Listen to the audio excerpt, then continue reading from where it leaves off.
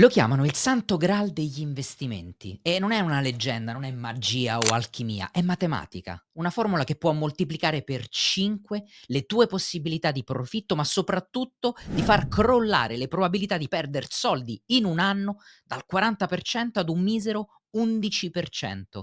E a dirlo non sono io, ma un titano della finanza come Ray Dalio. E sì, hai capito bene, quella vecchia regola con cui ci hanno martellato la testa non è solo sbagliata, è il motivo per cui la maggior parte della gente finisce per perder soldi. Perché? Perché ci hanno raccontato una bugia pericolosa. Per guadagnare tanto devi rischiare tanto. Bene, è falsa. È la regola del giocatore d'azzardo, non del banco del casino. Salve a tutti, Marco Casario qui ed il problema è che la maggior parte degli investitori là fuori crede di essere furba, crede di essere il banco. Ti dicono diversifica e tu cosa fai? Compri un po' di Google, un po' di Amazon, un po' di Nvidia, un po' di Apple, ma fermatevi un attimo, pensateci. È come voler costruire una squadra di calcio e comprare 11 attaccanti fenomenali. 11 cannonieri. Che succede se l'altra squadra si chiude in difesa? Che succede se piove e il campo diventa pesante? Succede che hai perso, perché i tuoi 11 campioni fanno tutti la stessa cosa,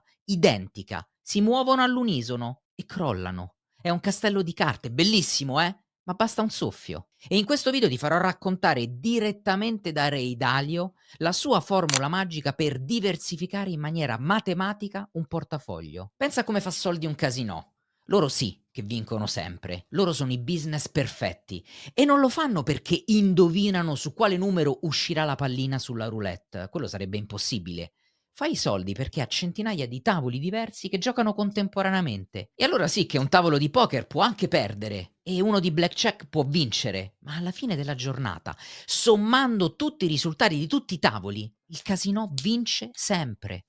E lo fa perché ha un vantaggio statistico su ogni gioco e, spalmando il rischio su tantissime giocate diverse, trasforma la probabilità in una certezza matematica. Ed ecco che diventa il banco. E il banco vince sempre. Bene, se arriverai fino alla fine di questo video, capirai come costruire una vera squadra di azioni nel tuo portafoglio. E invece di avere 11 attaccanti, cominci a prendere un portiere che è il tuo muro, un difensore insuperabile, un centrocampista che sa correre e un attaccante veloce.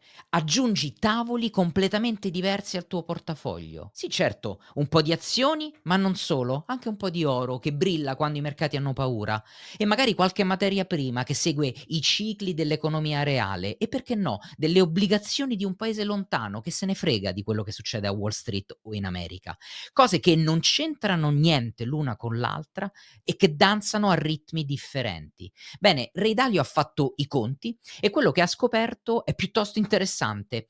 Con appena 7 o 8 di questi investimenti scollegati tra loro, il tuo rischio totale si dimezza. Lascia che te lo ripeta. Senza rinunciare ad un solo euro di potenziale guadagno, hai appena tagliato a metà la possibilità di subire perdite pesanti. E qui arriva la bomba, la vera magia, il Santo Graal, come l'ho chiamato prima. L'obiettivo non è essere un indovino e trovare l'unico investimento perfetto, quello non lo può fare nessuno. L'obiettivo è di trovare 10, 12, 15 investimenti buoni, ma che sono totalmente scorrelati tra loro. Perché facendo così succede qualcosa che non dovrebbe essere possibile, qualcosa di quasi miracoloso, che il tuo rapporto tra guadagno e rischio migliora di 5 volte. È impossibile trovare un singolo investimento che sia 5 volte migliore degli altri, non esiste. Ma costruendo il sistema, ovvero il tuo portafoglio nel modo giusto, beh, è il tuo portafoglio che diventa 5 volte più forte. E la probabilità di perdere soldi in un anno, da quasi il 40%, passa ad un misero 11%. Non ti sto chiedendo di credere a me, ti sto chiedendo di fare i conti, di usare la matematica. E la matematica te la faccio spiegare da Ray Dalio. You're more diversified. When I look at the way you set up your portfolio, it's not as niche as that some No, of no, these. I'm big on diversification. You're very big on It's diversification. Like Got it. knowing how to diversify well is more important than almost anything. People don't understand this. Is that an evergreen principle, you think? Yes, that's an evergreen principle. Interesting. And the reason I'm saying that, the way it is, it's almost like a casino making its money. Okay. Okay. The way that you do it is you get an edge. So now when you have to make a bet, I've got a bet against the whole world. The world has a view on something is reflected in the price. So when I think something is attractive or unattractive, that means I have to bet against the whole world on whether that's right or not. That's difficult.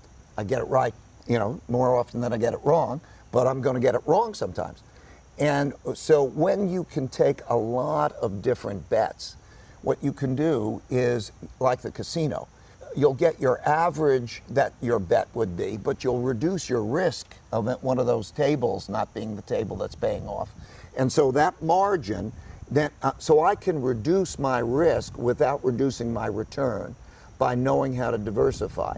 And I'd say that's particularly important for the people who are listening, your investors. Reduce risk without reducing return. That's right. That's the specialty. That's right. Elaborate a little bit more if you don't mind on that. So reducing risk without reducing the return, because a lot of times if I'm reducing the risk, it means my return's also going lower. But you're saying, no, we're reducing it without even reducing the return. Right. I mean, that's a high-paying skill set to have. It's the most important thing that you could start off doing. If you have a number of equally good likely bets, but they're uncorrelated, like the casino, one table is going to make me a margin like this, but take another table and it makes me a margin like this, but I might have volatility about those.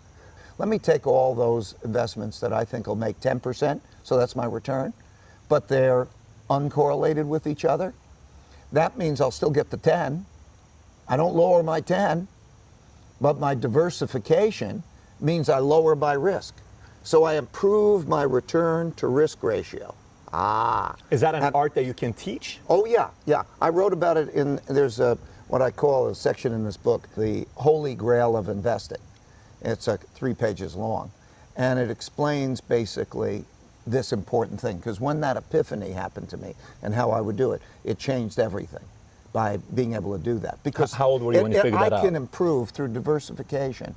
I can improve my return to risk ratio by a factor of 5.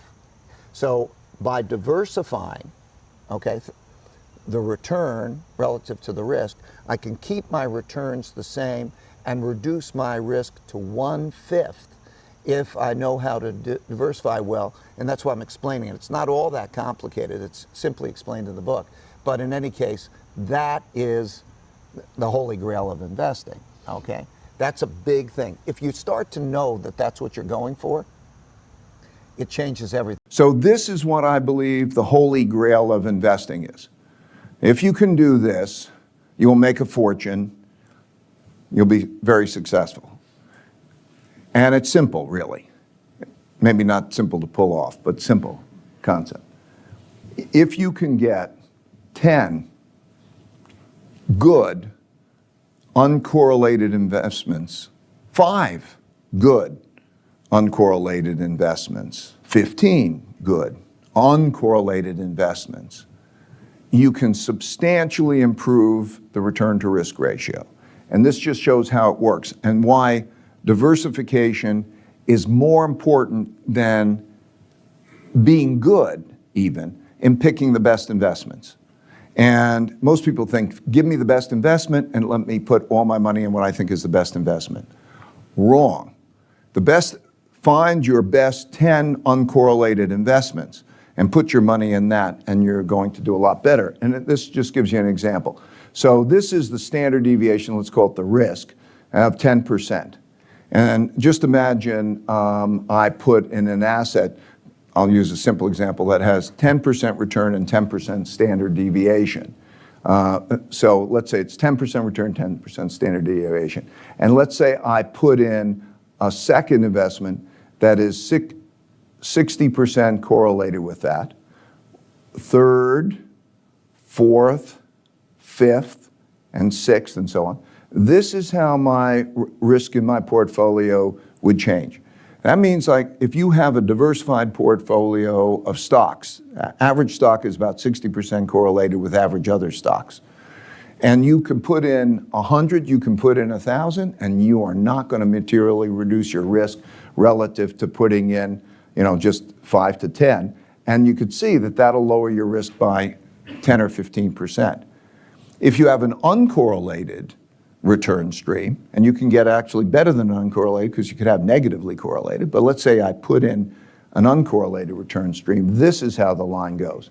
So you could see, like at 5, you've more than cut your risk in half. 5 uncorrelated return streams. If you have down to 15, you're going to reduce your risk by nearly 80%. That means you've improved your return to risk ratio by a factor of 5. So you can reduce your risk a lot without reducing your return. And that is the key to it, right? So when I look at this, I think that there are 2 types of assets. What's your strategic asset allocation mix? What is your beta? In other words, what portfolio do you normally have? And in my opinion, it should be highly diversified, but with along those lines in terms of like half in growth, half inflation, rising or declining. And then alphas. You have to have a lot of different alphas. Like in our case, we have well over 100 different types of alphas, about 130 different kinds of markets actually in terms of trading. So that's it.